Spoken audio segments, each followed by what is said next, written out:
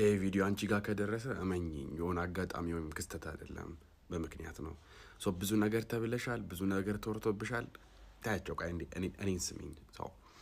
እግዚአብሔር ስላንቺ ያለውን ፕሮግራም እግዚአብሔር ስላንቺ ምን እንደሚያስብ ልንገርሽ። በመጀመሪያ እግዚአብሔር ሰውን ሲፈጥር ወንድን አይደለም መጀመሪያ የፈጠረው፣ በመልክና በአምሳሉ ያ ሁለቱንም ቢፈጠር በመገለጥ ደረጃ ወንድን ነው መጀመሪያ የፈጠረው። ከዛ ወንድን ከፈጠረው በኋላ ሴትን ግን ሲሰራት እንደ ወንድ አይደለም አይደለ?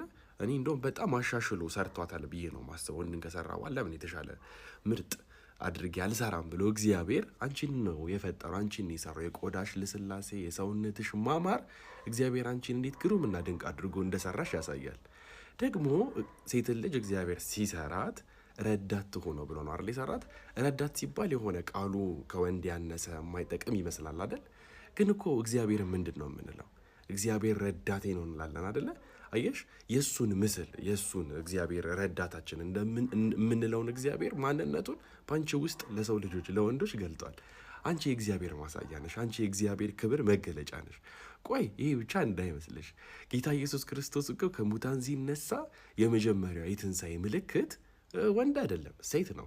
አየሽ፣ ከማንም በላይ እግዚአብሔር ይወድሻል። እግዚአብሔር ላንቺ የከበረ ቦታ አለው። አንቺ ተራ አይደለሽም። አንቺ እንዲሁ በክስተት ወደዚህ ምድር የመጣሽ አይደለሽም። አንቺ የከበርሽ ነሽ። እግዚአብሔር ባንቺ ላይ ትልቅ የሆነ ፕሮግራም አለው። ስለዚህ ሰዎች የሚሉሽን፣ ቤተሰብ የሚልሽን፣ አካባቢ የሚልሽን እንዳትሰሚ። ይወድሻል። እውነቴን ነው፣ ይወድሻል። በየትኛውም ሁኔታ ውስጥ ብትሆኚ ጌታ ይወድሻል። እባክሽን ፎሎ አድርጊ። እግዚአብሔር ይወደኛል በይና ኮሜንት አድርጊ። ደግሞ ሪፖስት አድርጊው። ይወቅ ሁሉም እግዚአብሔር እንደሚወድሽ አንቺን።